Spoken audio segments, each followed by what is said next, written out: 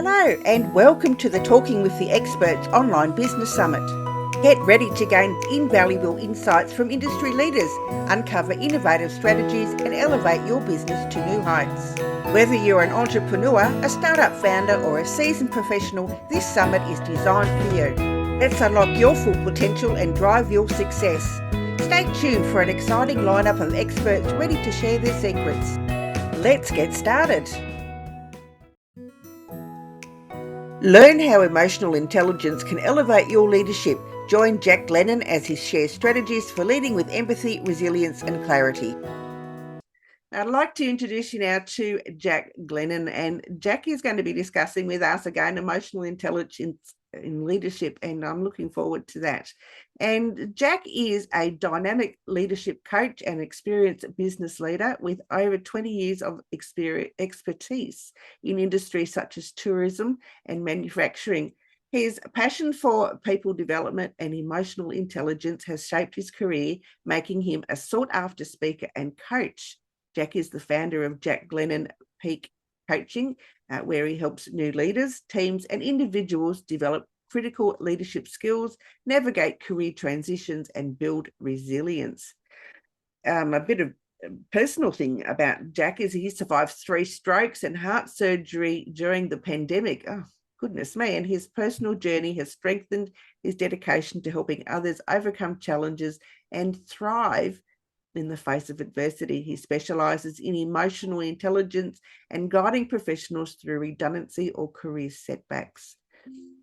With a warm, engaging approach, Jack empowers leaders to foster positive work environments and inspire teams and lead with empathy and confidence. Jack, it is such a pleasure to have you on today. I look forward to your conversation. Please take the floor. Thank you ever so much, Rose. And well, what an introduction. I've got to match that now for the next 25 minutes or so. I'll do my best. And firstly, welcome to everybody. And thank you so much to everyone that's joining today. I'm sure some people will be here for the whole day, which would be amazing. But it's great to see people supporting one another in this forum as well and learning off each other. So thank you to you, Rose. And also thank you to everyone for jumping on. So what I'm going to attempt to do now is work with technology. And it's not often my friend. So I'm going to see if I can get this to work, and I'll have a little bit of a presentation to share with everybody. Let's see if that comes up. Rose, can you be my tech guru and let me know if that's coming through well or not? Absolutely, I can see it. A little sad face there. Yes, it is a little sad face indeed. So firstly to everyone, as Rose kindly said, good morning to everybody. Thank you for joining the leadership Emotional Intelligence 101 session that was meant for this afternoon. My name is indeed Jack Glennon. I'm a business, leadership, and career coach, and specializing across multiple industries. It's my absolute pleasure to be here, with you all and kick today's session off with Leadership 101 on EQ. So you'll hear me say that quite a bit. Is also abbreviation for emotional intelligence. Some might call it the soft stuff, but for myself, trust me when I say there's a lot of hard results where it comes from. So over the next 25 minutes or so, we're going to break down what EQ really is, how it impacts leadership, and why it's your secret weapon to elevating your team and yourself. Now, this is really super relevant for absolutely anyone either going into leadership or already experienced leaders.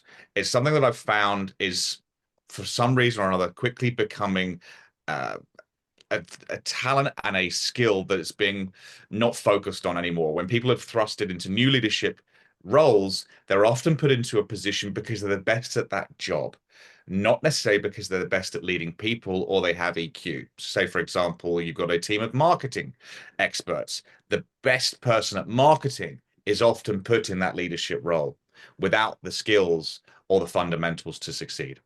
So we'll go through this together. And feel free to put anything on the chat. I don't think I can hear it on my or see it on my end. So Rose, I'll probably ask for your help on that one, to just interrupt me if anyone's got anything to say, because I'll try and get this as interactive as possible. No worries. Superstar. Okay, so I want to start with a question for everyone. I want you to close your eyes and have a think. And how many of you have worked under a leader with all the technical skills, but zero people skills? I'm pretty sure we can all imagine at least one person that we've worked with those elements. It's like following a GPS that knows where to go, but keeps taking you down dead end streets. No connection, no motivation, no real progress. They're not connecting with you. Now I want you to imagine the opposite.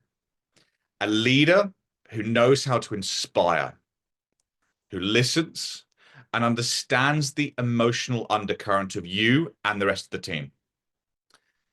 This is the person that walks into a room and can sense when something's off before anyone says a word. This leader doesn't just imagine the situation before it's happened, but they manage tasks as well as leading people. That's emotional intelligence.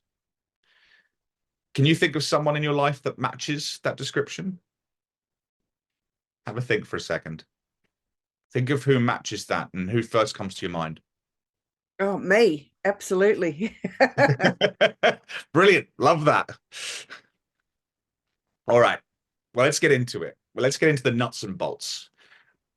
EQ. What on earth is EQ? This is simply the ability to recognize, understand, and manage our own emotions while also recognizing, understanding, and influencing the emotions of others. I'll break it down into these elements that you can see on the screen. Self-awareness. This is knowing your emotions, both the strengths and the weaknesses, and how they impact others. That bit's really, really key because we quite often talk about, oh, I'm self-aware, I know myself, but it's the other element as well of how it impacts others. Self-regulation, controlling your impulses and staying calm under pressure. I'm sure we've all been in a situation when someone's made us really mad and we really want to react, but it's actually controlling that element from within before it gets to that point. Think of it kind of what I like to use as emotional damage control. Empathy, huge one. Understanding and sharing the feelings of others. It's about putting yourself in other people's shoes. Sympathy and empathy are different. Often people get those two confused. It's about genuinely connecting with people. Motivation, not just about being driven, but channeling that drive in a way that aligns with everyone. Someone who's completely, utterly driven, soul focused isn't motivating in an EQ way because they're thinking about just themselves, not the overall team and their goals. And social skills, building and managing relationships effectively. It's not just talking to other people.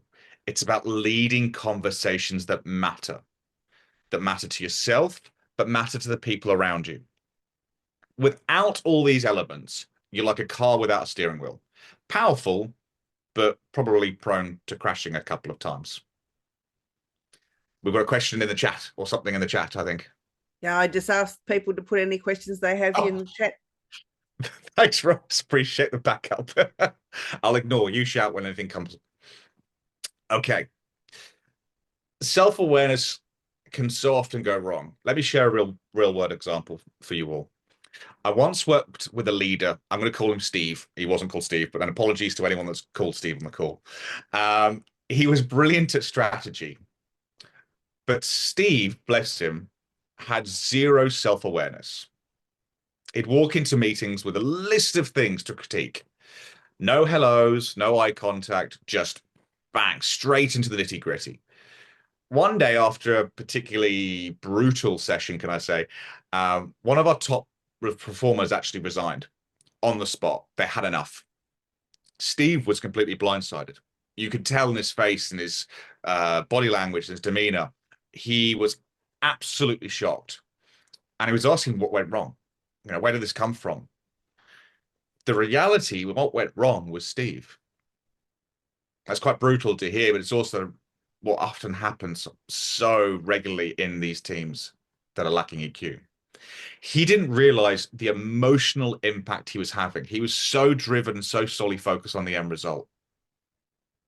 He lacked that self-awareness, and it cost him one of his best employees. And that's the thing. When leaders lack EQ, they often can't see the train wreck they've caused.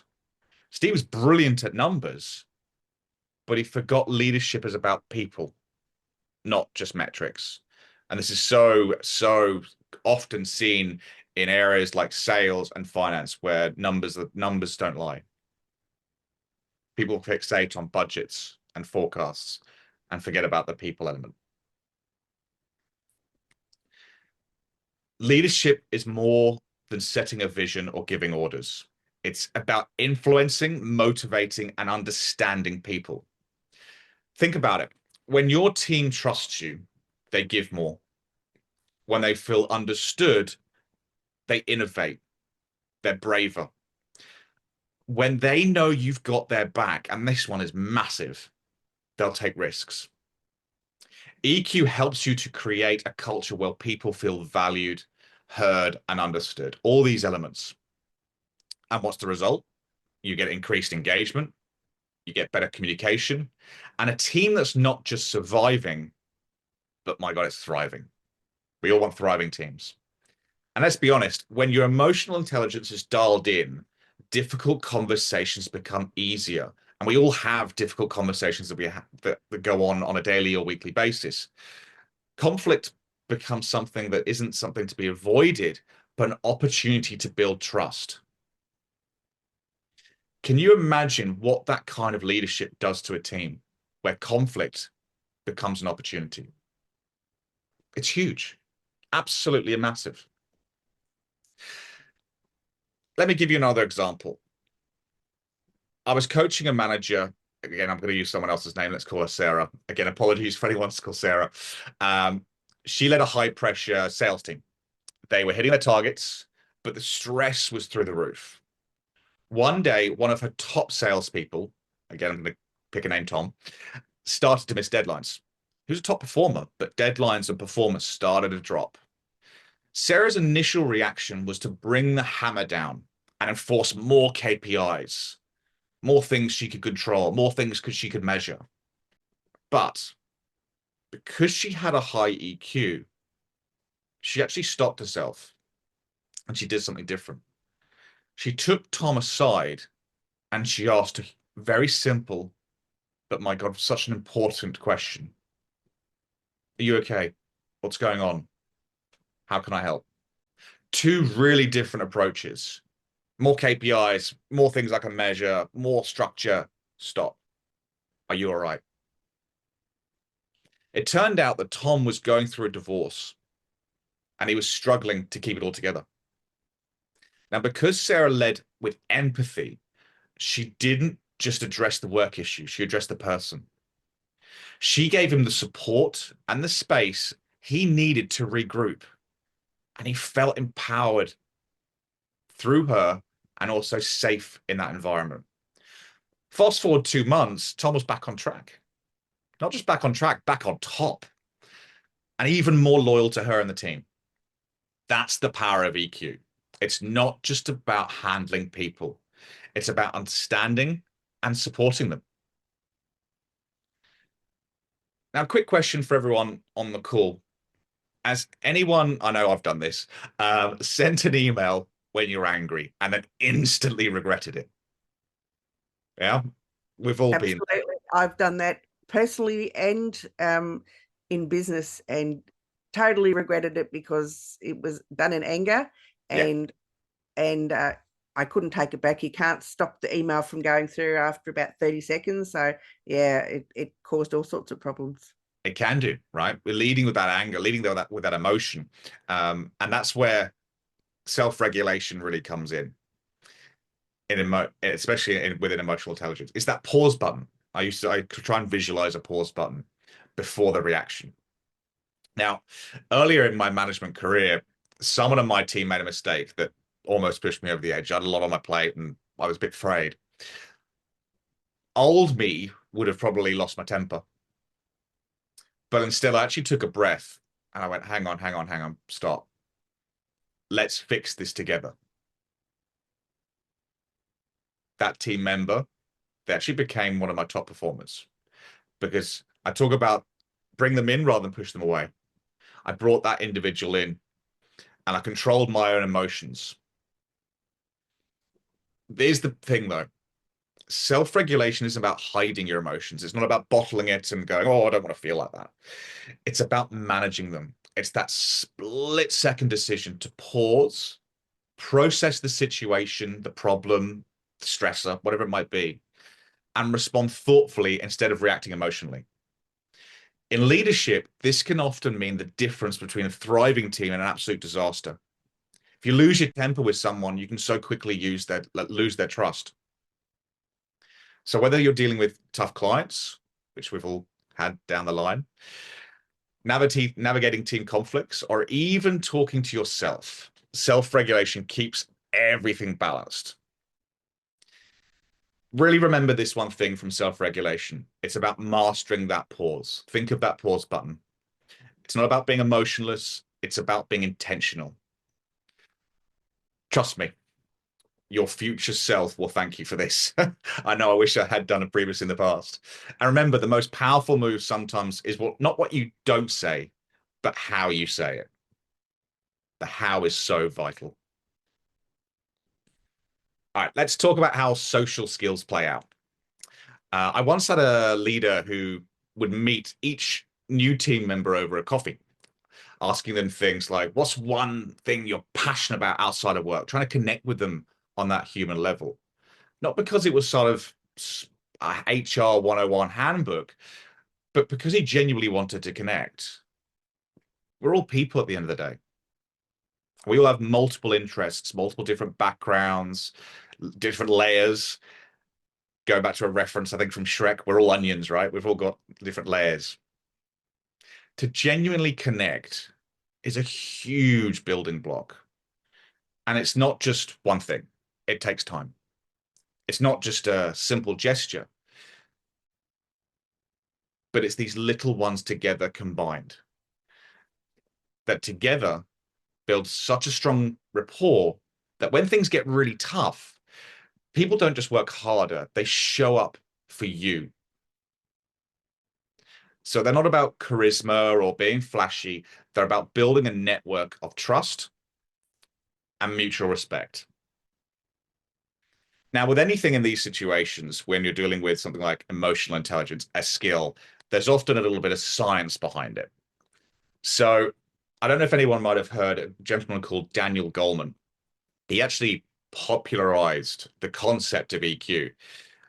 He found that leaders with high EQ had teams that outperformed others by amazing 20 to 30%. I'm sure everyone would love a team that performed an additional 20, 30%. That's great, right? Now, why was this? He found that when leaders understood their team on an emotional level, they could unlock that trust, that creativity, and that engagement. They created a psychologically safe environment. And this is measurable, not just in performance reviews, but in profitability, culture, and a big one, retention rates. Neuroscience backed this as well. When we feel understood and valued, our brain releases oxytocin, what some call the bonding hormone. It's like your brain's way of saying, I feel safe here. And safety is critical for not just collaboration, but innovation. No one's going to put their hand up with a wacky idea that might be the next best idea if they don't feel safe in that environment. If your team feels safe, they will go above and beyond every single day of the week. So how can we take all this information today and put in some action? How can you improve your emotional intelligence? It's like a muscle. So it's about practicing and getting on that treadmill in a nice way. So here's where we put that action in place. Practice that self-awareness. Start with a simple technique. Reflect on your emotions at the end of each day. Ask yourself questions like, how did I feel today? What triggered me? The goal is to get in tune with your emotional responses before they start driving your behavior. The more you practice this, the more you'll get familiar with some consistent results and some consistent themes that you can work on. Active listening. In conversation, practice really listening. Be engaged, put your phone away, eye contact. Don't think I've got the answer already whilst they're still talking. It's absolutely everything incorporated, the tone and motions behind them. Too often, we listen to respond, not to understand. Switch it up. Emotional regulation. When emotions run high, pause button. Pause button, pause button, pause button. It's probably the thing I'm going to say most of all. Responding thoughtfully instead of reacting impulsively is the key to staying grounded in leadership. Count to 5 if you have to. That's an old school one. It works. Get curious about your team using empathy. When someone is off their game, don't just jump to conclusions. Seek to understand, ask questions, listen to their story. Remember, empathy is not about agreeing, it's about understanding. And this one's massive. I know I've used this a lot in my career, and I think every person, whether they're an employee or a leader, should be doing this, which is feedback loops. Be open to feedback about your own EQ. Ask your team how they feel about your leadership. Be vulnerable. That's where growth happens. Don't be afraid for them to tell you stuff they don't like. That's an opportunity for you to grow, but equally an opportunity for you to explain why you're doing things to bring them in so they understand. EQ isn't something you just get. We're not born necessarily with EQ on day one, and no one tomorrow is automatically going to have EQ if they didn't today. It's a muscle that you build over time. The more you flex it, the stronger it gets. So let's review. Emotional intelligence is the secret sauce to great leadership. It's not about having the smartest person in the room. It's about being the one who understands how people feel in that room. EQ, excuse me, voice going, best timing. EQ helps you to connect with your team at a deeper level. It allows you to navigate conflict smoothly and create a work environment where people actually want to show up. They want to be there. If you leave here with one takeaway today from my session, let it be this. Invest in your emotional intelligence because your team will thank you for it. Your results will show it. And you'll not only be a better leader, but a better human being as well. Now, before we completely end the session, I'm not sure, Rose, how I'm doing for time. And I'll leave you with one final message, a bit of a famous quote by someone, which I'm sure people will have seen. I want to open up to you guys. Is there anyone with any challenges that you're struggling with right now? Because I'm happy to collaborate. If anyone's got anything in the chat, any questions they've got, I'm happy to answer them right now. No, there's nothing in the question. I would love to just chat to you a little bit about, where can people find you, Jack, if they want to work with you? Absolutely. So there's a couple of different places people can find me. I like to be accessible as much as I can. I've got my website, which is www.glennonpc.com for Glennon Peak Coaching. We also have an Instagram page, which again is Glennon PC. I thought I'd make it kind to people rather than doing the whole thing, just do Glennon PC. And I myself am on LinkedIn as well. Jack Glennon. Absolutely. Now you've got some services that you're offering.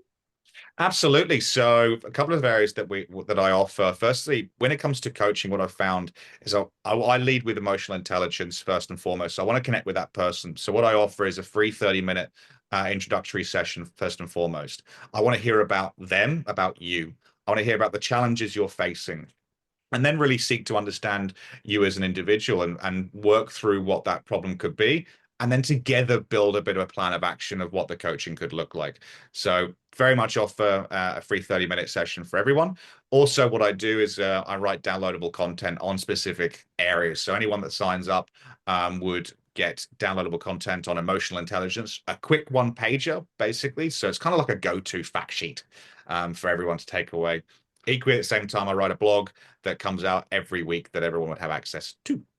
Oh, perfect. All right.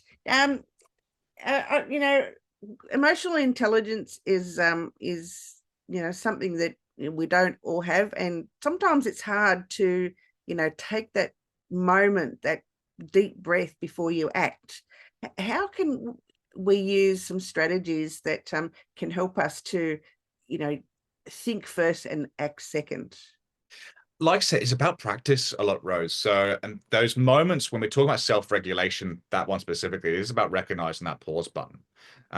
Being self-aware first, understanding your own emotions is so key to that second stage of self-regulation, because you start to understand those triggers. So the more you can start almost analyzing yourself, going, okay, what really got to me today? What really got me that tense, that anxiety, that level? Go, okay, that's something. It might be people being late. Some people get very annoyed with when other people come late because it feels like it's disrespectful to their time, whatever it might be. If that's a trigger for you, then you can start to recognize it.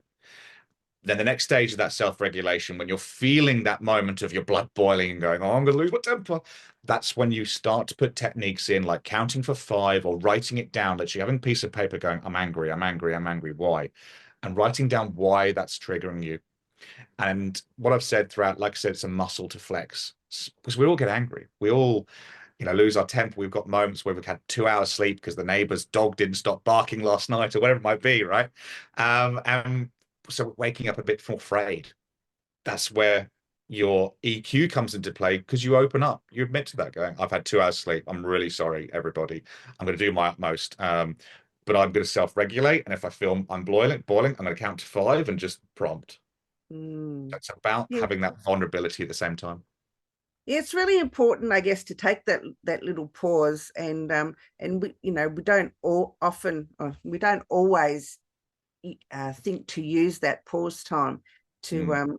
to think first, and then actions like emails are, something Yeah. gets you quite angry, and you've got to put your thoughts down on on paper, or in a message or whatever, but you often regret those things and you can't take them back. And unfortunately, when you're working within a team, you know being angry and letting that emotion out before you take that pause can be quite detrimental to the team and to yourself, of course, because you often feel regretful of the words that you've spoken or the action that you've taken. You do so much, and you can't take it back. I think it's so important, if you are you get to the stage of being really angry and needing to let it out, do let it out. It's so, don't leave it in here. Get it on paper, write it down, or write it a Word document. Don't go straight to the email button or the text button. That's implement these little safe spaces almost to go, I need to get this out. Oh, you really annoyed me today. Da, da, da. It's in a Word document or your notes. It's fine. There's no send button. And then reread it a couple of times and go, okay, maybe I need to reword this a couple of times before sending it. It's creating that safe space for you to be vulnerable, be human, be annoyed, be angry. It's okay, but without the consequence. Like I said before, it's not about being emotionless. We're not robots, we're humans. Absolutely. Yeah, absolutely. And I think we know teaching it to our children from an early age is really important. You know, because children are spontaneous, and they just say things as they come to mind.